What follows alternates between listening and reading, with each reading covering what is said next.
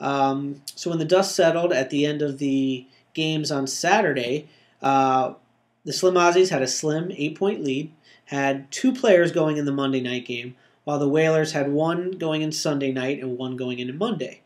So we'll quickly go to the Sunday night game where fill-in for the Whalers, Khalil Bell, who at one point was the third-string running back, had a really good day for a fill-in. Had 121 yards, had some receptions, so got 20 points.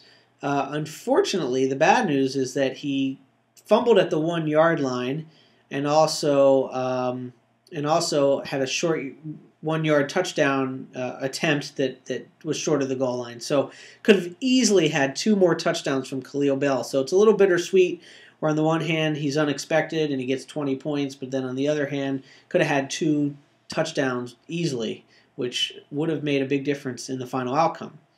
So that being said, the Whalers had a 12-point lead going into Monday night game. So the Monday night game was back and forth in terms of fantasy. Julio Jones had an early touchdown to give the Aussies a 3-point lead. But from that point forward, it was never more than a 3-point spread either way. It was a 1-point game at halftime, 1-point game at the end of the third quarter. A real nail-biter.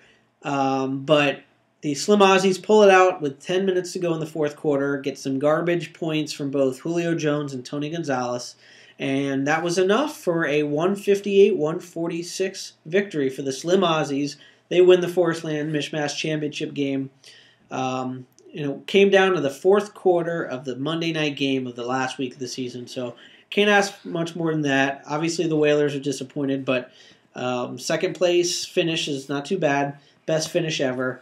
Last year's runner-up, the Slim Aussies, wins the title. Super Bowl MVP is going to go to Julio Jones.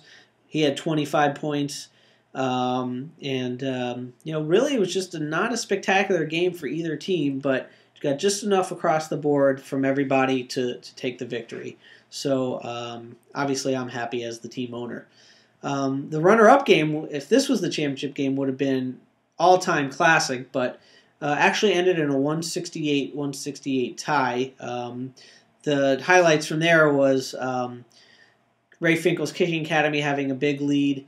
Saturday, the Vikings with Aaron Rodgers taking over the lead. Sunday night, and Ray Finkel coming back with Drew Brees and Marcus Colston Monday night. However, even though Brees and Colston had a great night, it really came down to the end because Darren Sproles was still getting points here and there for the Vikings, and it all came down to Drew Brees' record-breaking drive where the game was decided, but Brees needed 30 yards to break Dan Marino's record. And what it did simultaneously is got him over the 300 mark. So Brees gets 2 bonus points for getting 300, gets a point at the 300 mark because it's an increment of 25, and also gets a touchdown pass. Unfortunately, that touchdown pass was to Darren Sproles, who the Vikings had. So literally, it was a 1-point game. Ray Finkel had a 1-point lead. It was whatever to go at the 9. Brees gets a touchdown pass, gets the 2 points for 300, gets the other point for the increment, gets 5 points for the touchdown for 8 points. However, Darren Sproles gets the touchdown 6, gets a reception 7, and whatever yardage, got 8 and 9 points. So if it was anyone else, it would have been to anyone else, Ray Finkel would have had a nice 5-6 point lead, or 8 or 9 point victory, excuse me. But as it turns out, Darren Sproles got the catch, turns into a 168-168 tie, and the tiebreaker, which we definitely need to address for next season, I apologize for not doing it earlier, is playoff seeding. This is the official rules that ESPN uses. And since the Vikings had the number 1 seed, they get the victory. So congratulations to the Vikings for 3rd place, the Whalers for 2nd place, and of course me, the Slim Aussies, for winning the championship. We can definitely talk about the tiebreaker rule and everything else for next year. But I hope you guys have a happy new year, And thanks for playing. I had a blast doing the video blogs. Hope you enjoyed it. We'll definitely talk about any rule changes or any league changes for next year.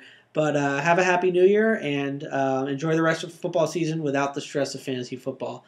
Hope you have a great time and hope to hear from you soon. Bye-bye, everyone. Great season.